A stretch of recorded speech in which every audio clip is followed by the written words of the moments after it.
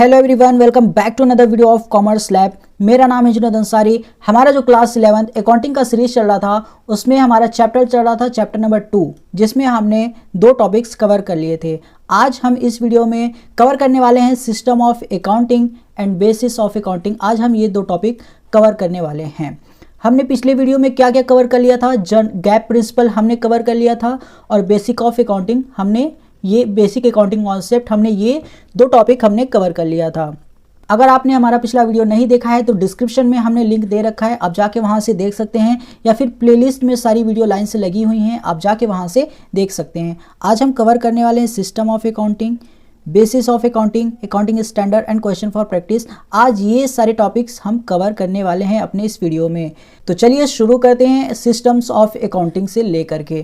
ठीक है, तो यहाँ पे क्या बोलता है, अकाउंटिंग सिस्टम ऑफ अकाउंटिंग क्या होता है, मतलब हमने जो भी ट्रांजैक्शन करी हैं अपने बिजनेस में, ठीक है, हमने माल को बेचा और माल को खरीदा, ये जो सारी ट्रांजैक्शन हैं वो रिकॉर्ड करने के लिए सिस्टम बनाया गया है कि किस तरीके से आपको रिकॉर्ड करना है बुक्स ऑफ अकाउंट में। ठीक है, तो उससे उस ट्रांजैक्शन को रिकॉर्ड करने के लिए यहाँ पे 2 टाइप्स है हमारे पास। पहला क्या है, पहला डबल एंट्री सिस्टम है, दूसरा क्या है, दूसरा सिंगल एंट्री सिस्टम है।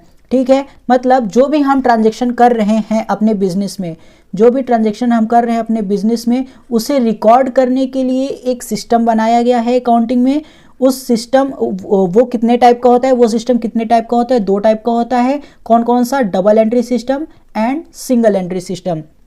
चलिए जानते हैं कि डबल एंट्री सिस्टम आखिर क्या होता है। डबल एंट्री सिस्टम, इसे हम क्या बोलते हैं, is a complete system as a both aspect. इसे हम क्या मानते हैं, इसे हम कंप्लीट सिस्टम ऑफ अकाउंटिंग मानते हैं ट्रांजैक्शन को रिकॉर्ड करने के लिए। ठीक है, ट्रांजैक्शन को रिकॉर्ड करने के लिए इसे हम कंप्लीट सिस्टम ऑफ अकाउंटिंग मानते हैं। ठीक है, कि जहाँ पर भी डबल एंट्री सिस्टम हो रहा है वहाँ पे मतलब आपका जो ट्रांजैक्शन है वो एक्यूरेट रिकॉर्ड होगा। ठीक है, डबल एंट्री सिस्टम में क्या क्या हो जाता है, एक साइड आता है आपका डेबिट साइड, एक साइड आपका आ जाता है क्रेडिट साइड।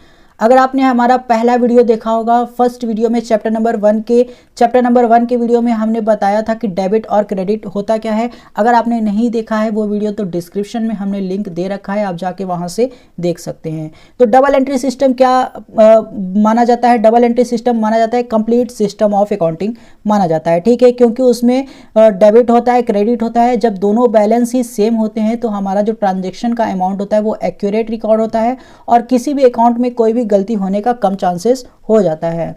यहाँ पे क्या बोल रहा है, द सिस्टम इज एक्यूरेट। ठीक है, ये सिस्टम एक्यूरेट है, मतलब जो भी ट्रांजैक्शन आप रिकॉर्ड करेंगे आपका एकदम एक्यूरेट वहाँ पे हर एक ट्रांजैक्शन दिखेगा। More reliable and possibilities of fraud and misappropriation minimize. आपका फ्रॉड होने का चांस कम हो जाता है, कोई भी मिस अंडरस्टैंडिंग, मिस एप्रोप्रिएशन होने का यहाँ पे चांसेस क्या हो जाता है, कम हो जाता है। तो इस वजह से इसे क्या कहा गया है, इसे कंप्लीट सिस्टम ऑफ अकाउंटिंग कहा गया है डबल एंट्री सिस्टम को। ठीक है, नेक्स्ट हमारा क्या है, नेक्स्ट हमारा है single entry system. Single entry system is not a complete system of maintaining record of financial transaction. इसे क्या कहा गया है, सिंगल एंट्री सिस्टम, इसे कंप्लीट सिस्टम ऑफ अकाउंटिंग नहीं कहा गया है। ठीक है, इसे कंप्लीट सिस्टम ऑफ अकाउंटिंग नहीं कहा गया है। क्यों नहीं कहा गया है, क्योंकि it does not record two fold effect. Two fold effect का मतलब डेबिट और क्रेडिट इसमें नहीं होता, इसे हम क्या बोलते हैं, टू फोल्ड इफेक्ट बोलते हैं। डबल एंट्री सिस्टम में इन दोनों का जिक्र होता है, ये दोनों रहते हैं, तो इस वजह से इसे क्या कहा गया है, टू फोल्ड इफेक्ट कहा गया है कि double entry system complete system of accounting है। और सिंगल एंट्री सिस्टम में ये नहीं होता।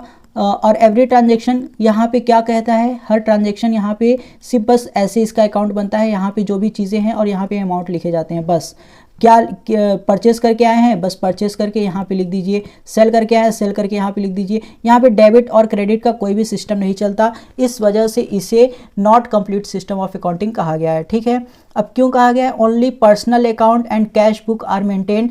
सिंगल एंट्री सिस्टम से क्या क्या बना सकते हैं आप, ओनली पर्सनल अकाउंट बना सकते हैं और कैश बुक मेंटेन कर सकते हैं, और कुछ नहीं बना सकते हैं। ठीक है, नेक्स्ट क्या कहा गया, this is not a system but lack of system. इसे क्या कहा गया है, इसे कोई सिस्टम नहीं कहा गया है, इसे लैक ऑफ सिस्टम कहा गया है। नो यूनिफॉर्मिटी इज मेंटेन, इसमें कोई यूनिफॉर्मिटी मेंटेन नहीं हो रहा है। जो भी चीज़ें आ रही हैं आप परचेस करके आ रहे हैं यहाँ पे लिख दे रहे हैं, सेल करके आ रहे हैं यहाँ पे लिख दे रहे हैं, कोई भी आपको पेमेंट रिसीव हो रहा है आप यहाँ पे लिख दे रहे हैं, किसी को आप पेमेंट कर रहे हैं यहाँ पे लिख दे रहे हैं। तो ये एक यूनिफॉर्मिटी से मेंटेन नहीं होता, इस वजह से यहाँ पे इसे लैक ऑफ सिस्टम बताया गया है। ठीक है, तो ये रहा हमारा डबल एंट्री सिस्टम और सिंगल एंट्री सिस्टम क्या होता है। आई होप कि आप लोगों को समझ में आ गया होगा। नेक्स्ट हमारा टॉपिक है बेसिस ऑफ अकाउंटिंग। आखिर ये होता क्या है, तो यहाँ पे देखिए these are two basis of accounting. पहला क्या है, कैश बेसिस, दूसरा है एक्रूअल बेसिस। अब ये बेसिस क्या होता है, मतलब कि आप जब भी अपने बुक्स, जब भी आप अपने बिजनेस में कोई भी ट्रांजेक्शन करते हैं, ठीक है, तो वहाँ पे आप जो भी फाइनेंशियल स्टेटमेंट बनाते हैं, जो भी फाइनेंशियल स्टेटमेंट बनाते हैं वो किस बेसिस पे बनाते हैं। ये अगर कैश बेसिस पे बनाते हैं तो आप हमेशा कैश बेसिस पे बनाएंगे, अगर एक्रूअल के बेसिस पे बनाते हैं तो आप हमेशा एक्रूअल बेसिस पे बनाएंगे। ठीक है, तो ये चीज़ें हैं। अब जानते हैं कि आखिर कैश बेसिस होता क्या है और एक्रूअल बेसिस क्या होता है। ठीक है, कैश बेसिस, ठीक है, यहाँ पे क्या लिखा है कि this basis recognize revenue and expenses only when cash is received और पेड। कैश बेसिस सिस्टम हम तब अप्लाई करते हैं या कैश अकाउंट हम तब बनाते हैं जब हमें कोई इनकम अर्न होता है या फिर हम कोई भी एक्सपेंस करते हैं, कोई भी खर्चा करते हैं, और वो भी किस में, वो भी कैश में। जब सिर्फ हम कैश में कोई भी इनकम रिसीव्ड होता है या फिर पेड होता है तो हम उसे कहाँ रिकॉर्ड करते हैं, कैश बेसिस में। ठीक है, अगर ओनली कैश में हो रहा है तब। बट एक्रूअल बेसिस क्या बोलता है, this is the most common basis used in accounting. Under the accrual basis revenue are recognize when they are earn. ठीक है, मतलब इसका कहने का मतलब है रेवेन्यू तभी मान लिया जाता है, मतलब आप इनकम अर्न कर लिए हैं, अगर आप इनकम अर्न कर लिए हैं भले आपको पैसा मिला हो या ना मिला हो, वो आपका इनकम कहा जाएगा। तो ये कहना है एक्रूअल बेसिस का, तो आप तुरंत रिकॉर्ड कर देंगे। बट कैश बेसिस में क्या है, कैश बेसिस में है जब तक आपको पैसा नहीं मिलेगा तब तक आप अकाउंट में रिकॉर्ड नहीं कर सकते। बट एक्रूअल बेसिस क्या कहता है, एक्रूअल बेसिस कहता है कि अगर आपने काम कर लिया है, अगर आपने काम कर लिया है तो ये हम मान लेंगे कि आपको पैसा मिल गया है। ठीक है, तो हम तुरंत रिकॉर्ड कर लेंगे, भले ही आपको बाद में इस काम का पैसा मिले फिर भी हम इसे तुरंत ही रिकॉर्ड कर देंगे। तो ये फ़र्क है कैश बेसिस और एक्रूअल बेसिस में। जब पैसा मिलेगा, अगर पैसा मिला है तो ही आप रिकॉर्ड करेंगे, पैसा नहीं मिला है तो नहीं रिकॉर्ड करेंगे, वो क्या है, वो कैश बेसिस है।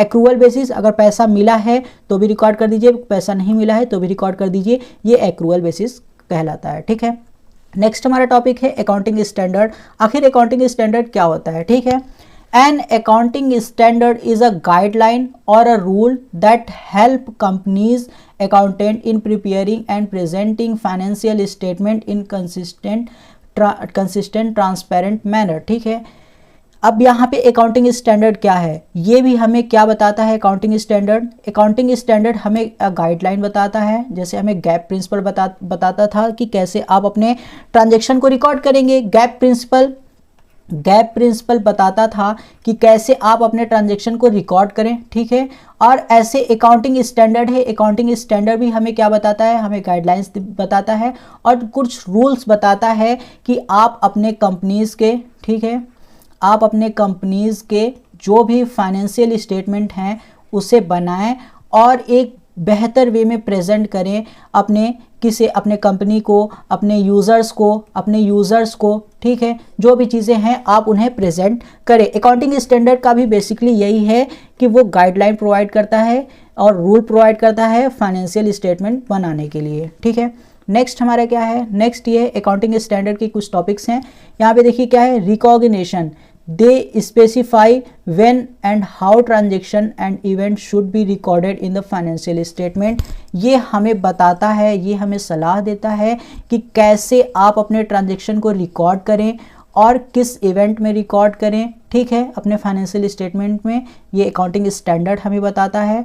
मेजरमेंट में क्या है, दे प्रोवाइड रूल्स, वो हमें क्या करते हैं, रूल्स प्रोवाइड कराते हैं। डिटरमाइनिंग मॉनेटरी अमाउंट्स, अगर आप वो ही चीज़ रिकॉर्ड करें, वही ट्रांजेक्शन रिकॉर्ड करें जो मॉनेटरी टर्म में हो। ठीक है, ये हम शुरू से पढ़ते आ रहे हैं।